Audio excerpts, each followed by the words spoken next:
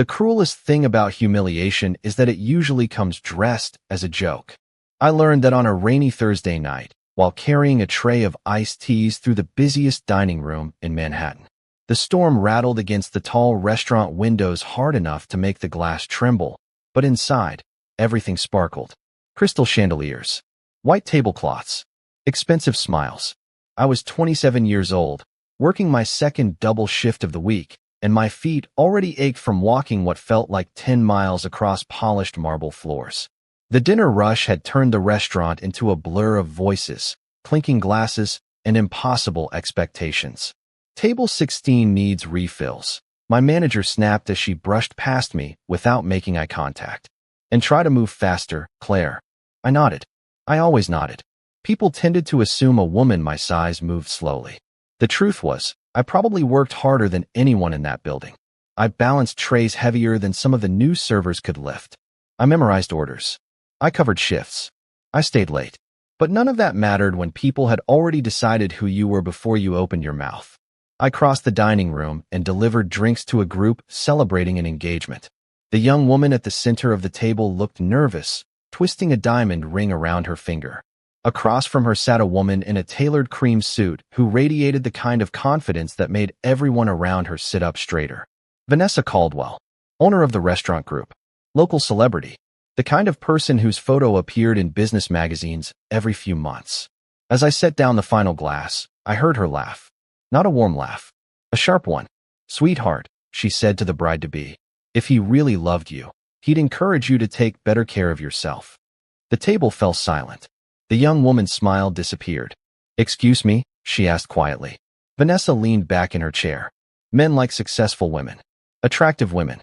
Confident women. Don't settle for becoming someone he has to explain. A few uncomfortable chuckles followed. My stomach tightened. I'd heard comments like that my entire life. Usually directed at me. The bride lowered her eyes. Her fiancé looked embarrassed. Nobody said anything. Nobody ever did. I should have walked away. I knew that. Employees didn't challenge owners. Waitresses didn't interrupt wealthy guests. But something about the look on that woman's face reminded me of too many nights staring into my own bathroom mirror, wondering why strangers felt entitled to judge me. Before I could stop myself, I stepped closer and placed the water pitcher on the table. Then I looked directly at Vanessa Caldwell and spoke softly enough that only a few people nearby could hear. "You're too big for him." The words landed like a dropped glass. Vanessa's smile vanished. Around us, conversations seemed to pause. For a second, nobody moved. Nobody breathed. And somewhere in the shadowed corner of the restaurant, a man I hadn't noticed until that moment slowly lifted his eyes from his whiskey glass and looked straight at me. For a moment, I forgot how to breathe. Vanessa Caldwell stared at me across the table, her expression frozen somewhere between disbelief and outrage. The engagement party had gone completely silent. Even the servers standing near the kitchen entrance looked stunned. Then Vanessa laughed. It was not the warm kind of laugh people shared with friends. It was the kind people used when they wanted everyone around them to know they felt insulted. "Excuse me?" she asked. I could feel my pulse hammering against my ribs. Every sensible thought in my head was screaming that I had just made the biggest mistake of my life. But somehow I stayed calm. "I said you were too big for him," I repeated quietly. "Not physically. Your ego is." A sharp intake of breath rippled through the table. The young bride looked like she had forgotten how to blink. Her fiancé stared at his plate. Vanessa's smile disappeared completely. I expected her to explode. Instead, she stood slowly from her chair and adjusted the sleeve of her designer jacket. "I think you have forgotten your place," she said. Her voice remained controlled, which somehow made it worse. "Perhaps I should remind you." I lowered my eyes. Not because I was afraid of her. Because I knew exactly what came next. People like Vanessa never needed to raise their voices. They already had power. "Claire." The voice came from behind me. My manager appeared almost instantly, as if she had been waiting for the opportunity. "Office. Now." My stomach sank. Around me, conversations gradually resumed. Silverware clinked. Glasses touched. Wealthy people returned to discussing business deals and vacation homes. The moment was already becoming another piece of restaurant gossip. I picked up my tray and followed my manager toward the back hallway. The smell of garlic, coffee, and fresh bread replaced the perfume and polished luxury of the dining room. What were you thinking? She hissed the second we were out of sight. Do you have any idea who that is? Yes, I answered. That is the problem. She stared at me. You are lucky she is not demanding your termination tonight. Lucky. The word almost made me laugh. I spent the next 2 hours polishing glasses in silence while the rest of the staff pretended not to watch me. Every time someone passed, I felt their eyes linger. Some looked sympathetic. Others looked nervous. Nobody wanted to be associated with the waitress who had challenged Vanessa Caldwell. Around 10:30, the dinner crowd finally began to thin out. Rain still streaked down the windows outside. I was stacking menus near the hostess stand when I noticed Emily, one of our newest servers, standing beside the employee lockers. She looked upset. Her shoulders trembled slightly. Emily, I asked, are you okay? She quickly wiped her eyes. I am fine. No, you are not. After a long pause, she sighed. My rent went up again. I do not know how I am going to cover it. I reached into my apron and pulled out the cash tips I had earned that evening. Nearly all of them. Take this. Her eyes widened. Claire, no. Take it, I said with a smile. You can pay me back someday when life stops being ridiculous. She laughed softly through her tears. And neither of us noticed the man sitting alone in the darkest booth near the front window, watching everything unfold without saying a single word. The restaurant finally closed just after midnight. The last. Guests drifted into the rain, expensive umbrellas disappearing beneath the glow of Manhattan streetlights.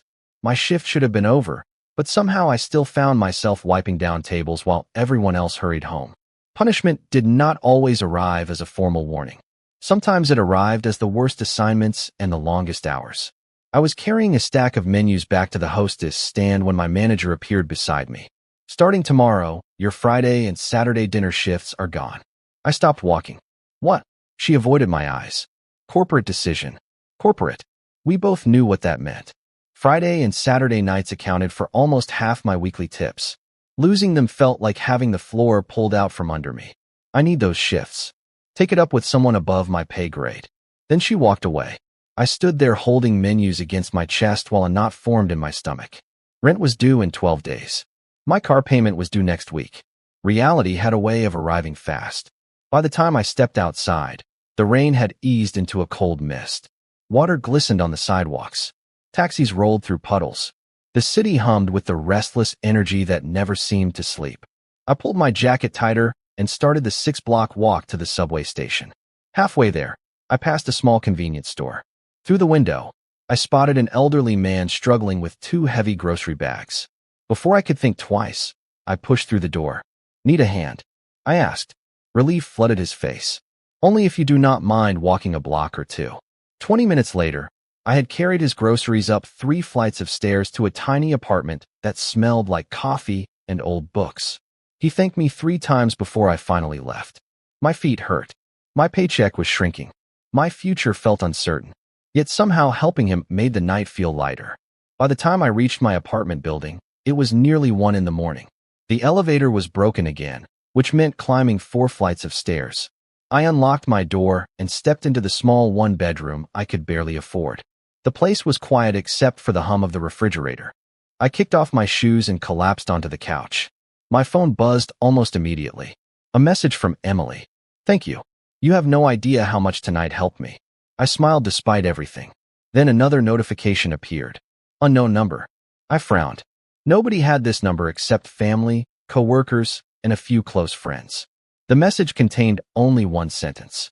The world needs more people like you, Claire Bennett. I stared at the screen. No name. No explanation. Just those words. A chill crawled down my arms. I typed a response. Who is this? 3 gray dots appeared, then disappeared. No answer came. Minutes passed. Nothing. Eventually, I locked the phone and set it on the coffee table. Outside, rain tapped softly against the window. Somewhere across the city, someone had noticed me. Not because of my size. Not because of a mistake. Not because of something embarrassing. For the first time in a very long while, someone had noticed the person I was. What I did not know was that the man sitting alone in the darkest booth that night had not stopped thinking about me since I walked away from Vanessa Caldwell's table. The next morning began with the sound of my alarm and the uncomfortable realization that life had not become easier overnight. My rent was still due. My premium shifts were still gone. And whoever had sent that mysterious text message still had not identified themselves. I stared at my phone while drinking coffee that tasted more like regret than caffeine. No new messages. No explanation. Eventually, I shoved the device into my purse and headed for work. The restaurant looked different during daylight hours. Less glamorous. Less magical. Without the evening crowd and dim lighting. It was just another business trying very hard to appear perfect. I tied on my apron and started preparing tables for lunch service. The morning passed quietly until Emily rushed into the break room, holding her phone. "Claire, you are not going to believe this." I looked up from folding napkins. "Believe what?" She sat beside me and turned the screen around. A fundraising page filled the display. One of the line cooks had created it for another employee whose daughter needed specialized medical treatment. The goal had been $20,000. They had raised less than $3,000 in 2 months. "Look at the newest donation," Emily whispered. I read the number twice because I thought I had misread it the first time. $15,000. Anonymous donor. My eyes widened. That cannot be real. "It is real." Emily smiled. "The donation came in around 2 this morning." The timing made something stir in the back of my mind.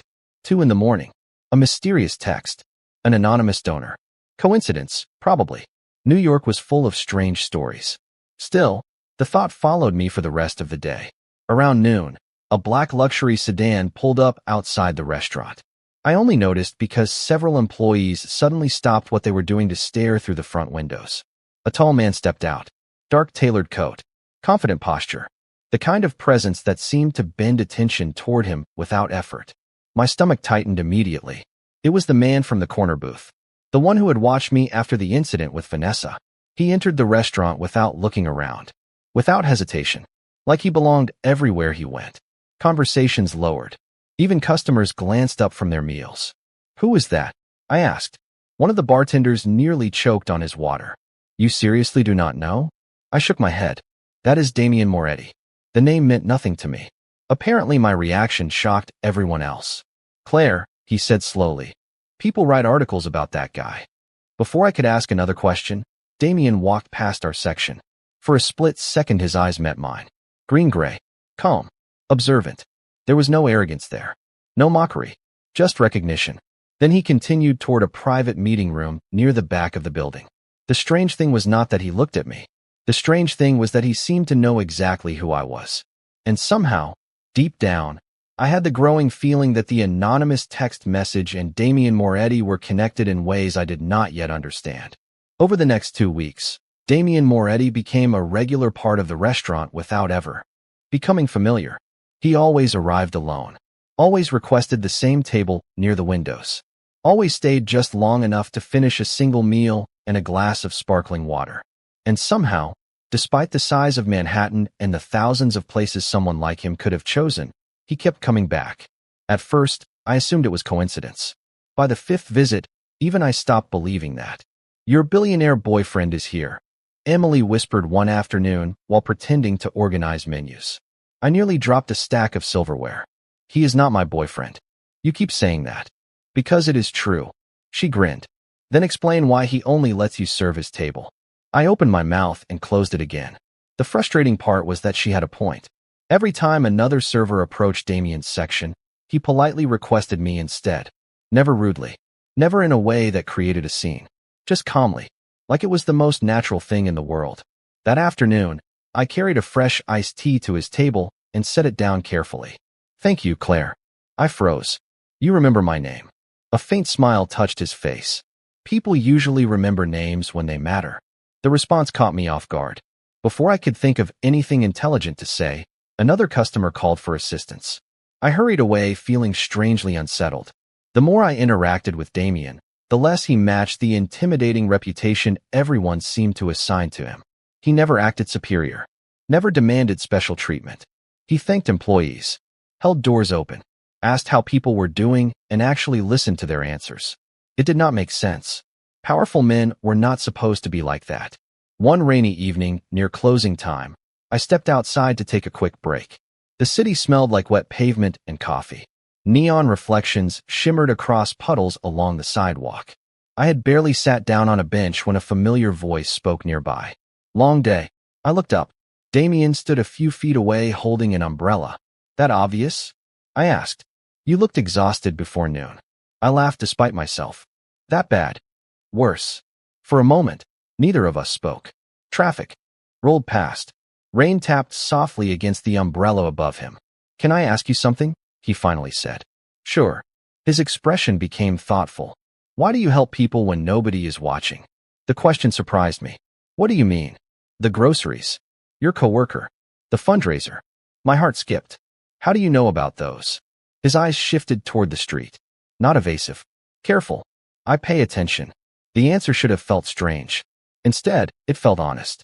I looked down at my hands. Because I know what it feels like when nobody helps. The silence that followed felt different somehow. He studied me for several seconds before nodding slowly. That is exactly what I thought you would say. Then his phone buzzed. He glanced at the screen. Something changed behind his eyes. Not fear. Not anger. Calculation. The look vanished almost immediately. I should go. Business. I asked. A small smile appeared. Something like that. He stepped toward a waiting black sedan parked at the curb. Before getting inside, he turned back once more. Good night, Claire. As the car disappeared into the rain, I could not shake the feeling that Damien Moretti knew far more about my world than he had ever admitted. And I had absolutely no idea how much he already knew about Vanessa Caldwell. 3 days later, I learned that sometimes the truth hides in places nobody thinks to look. It started with a simple conversation in the employee break room. I was pouring coffee into a paper cup when 2 kitchen workers fell silent the moment I walked in. Their expressions immediately told me something was wrong. What happened? I asked. One of them glanced toward the door before lowering his voice. Another location is shutting down. What do you mean? Vanessa's company owns 12 restaurants now. This is the 3rd one closing this year. I frowned. I thought business was good. A bitter laugh escaped him. That is what they tell customers. The conversation stayed with me all day. Something about it felt off. Every time Vanessa appeared on television or in magazines, reporters described her as a brilliant entrepreneur who empowered employees and supported local communities. Yet the people actually working for her seemed exhausted, nervous, and constantly worried about money. That evening, after my shift ended, Emily invited me to a small gathering at a diner a few blocks away. Several current and former employees were there. Nurses finishing hospital shifts sat beside restaurant workers. Delivery drivers crowded into booths. The smell of pancakes and coffee filled the air. At first, everyone talked about normal things. Rent, bills, families. Then someone mentioned Vanessa. The atmosphere changed immediately. She closed our location with 2 weeks' notice. One woman said quietly. Half the staff lost their health insurance. Another nodded. My brother worked at a different property. Same thing happened there. They promised transfers, someone else added. Most never got them. I listened in silence. The stories kept coming. Reduced hours. Sudden layoffs. Locations closed after years of loyal service. Good people struggling while executives collected awards and publicity. By the time I left the diner, a heavy feeling sat in my chest. I walked through cool evening air toward the subway station. Across the street, a black sedan sat parked beneath a glowing street lamp. I recognized it instantly. Damien stepped out as I approached. Somehow he looked unsurprised to see me. You heard about the closures, he said. It was not a question. I stopped walking. How do you know that? A faint smile appeared. Because I know where you were tonight. Normally that answer would have annoyed me. Instead, I was too distracted by everything I had learned. Those people trusted her, I said quietly. Some of them gave years of their lives to those restaurants. Damien's expression darkened slightly. I know. The certainty in his voice made me look up. You already knew? For a moment he said nothing. Traffic lights reflected in puddles around us. The city hummed in the distance. Then he nodded once. Claire, Vanessa Caldwell's public image and reality are not the same thing. My stomach tightened. How bad is it? His gaze shifted toward the skyline. Worse than most people realize. The answer sent a chill through me. Because for the first time, I understood something important. The restaurant where I worked was never the whole story. It was only one small piece of something much larger. And Damien Moretti had been investigating it long before I ever knew his name.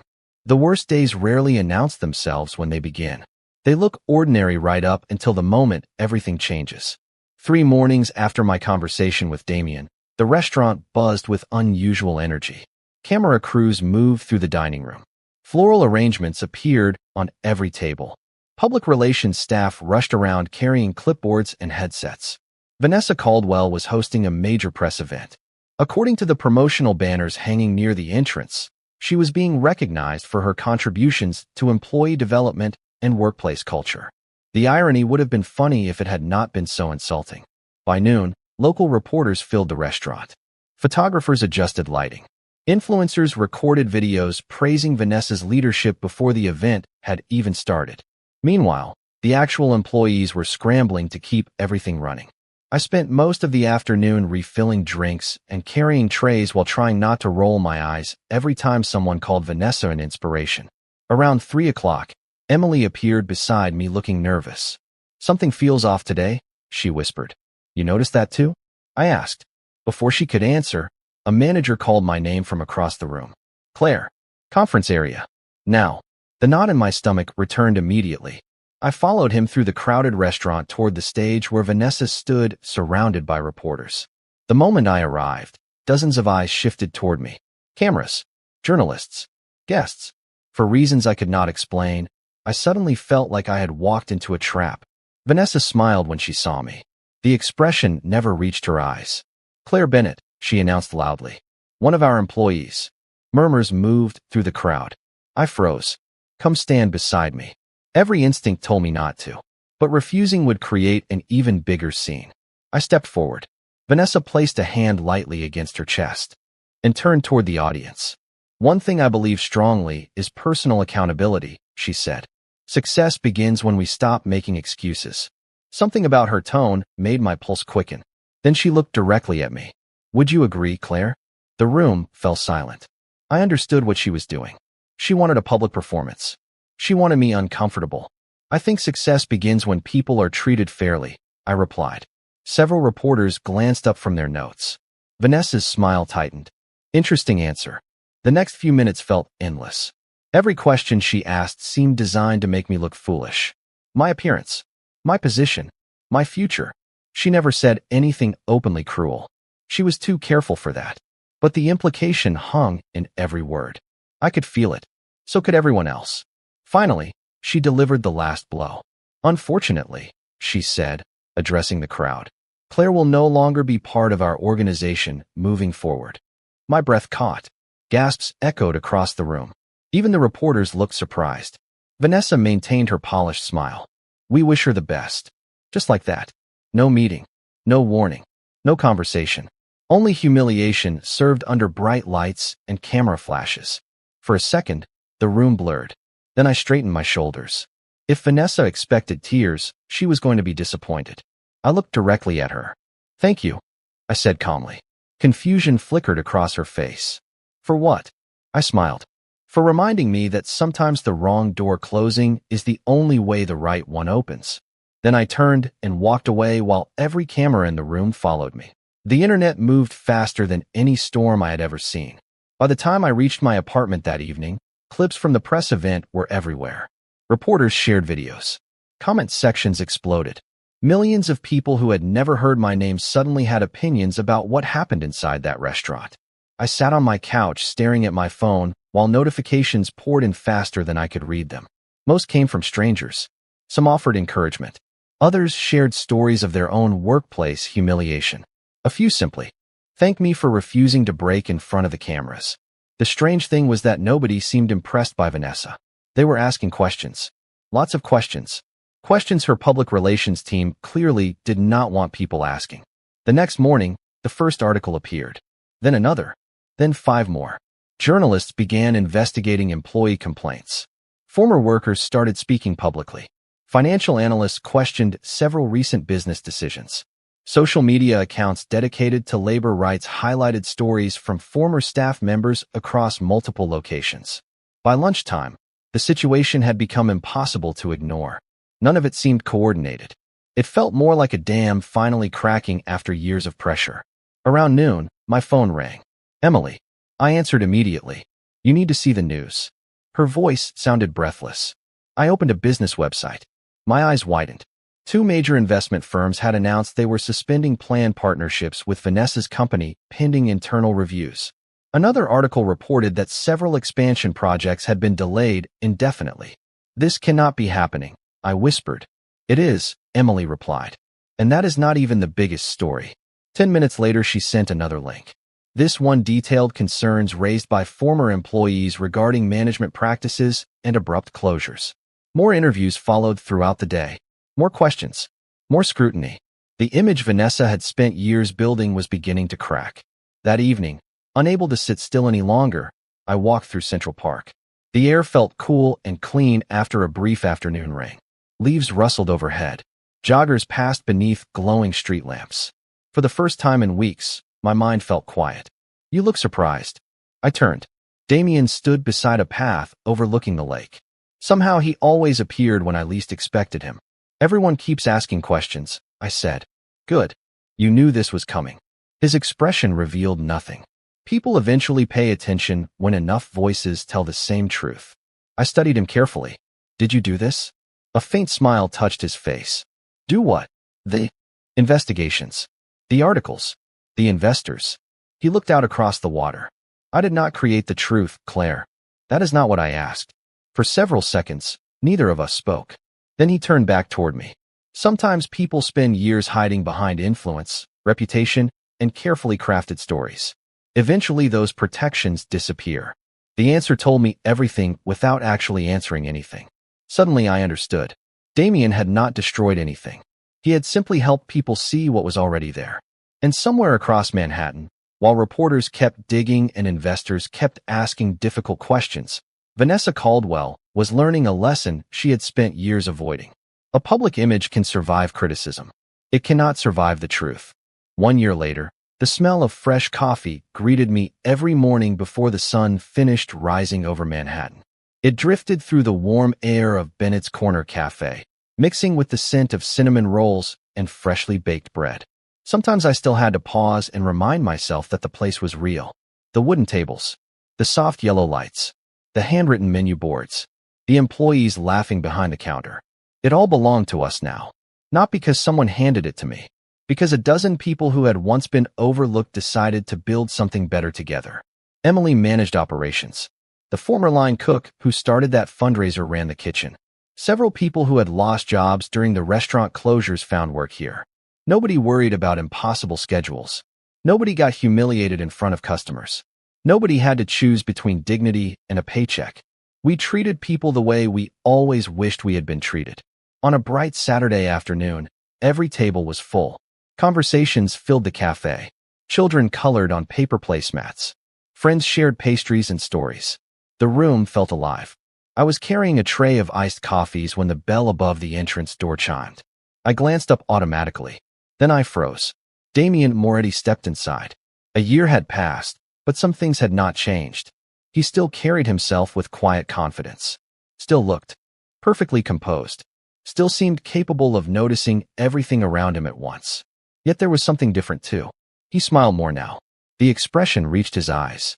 You are late, Emily called from behind the counter. Damien laughed softly.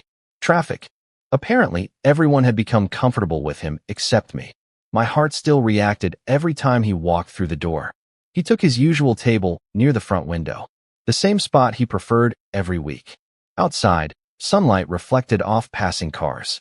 Inside, life continued around him. I carried over a cup of coffee and set it down. Your usual. Thank you, Claire.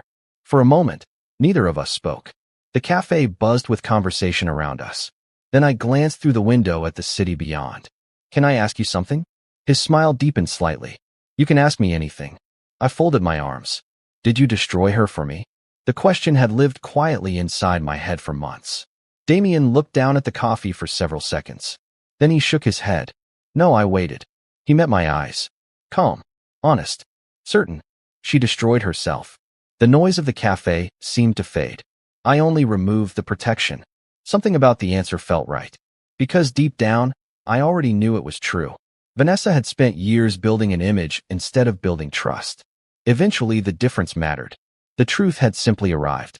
Damien lifted his cup. You built this place yourself. I looked around the cafe. At the people laughing. Working. Living. Not by myself. No, he agreed. But it started with you. The bell above the door chimed again as new customers entered. Sunlight spilled across the floor. Life moved forward. Beautifully. Imperfectly. Honestly. And as I stood there surrounded by people who finally felt seen, I realized something important.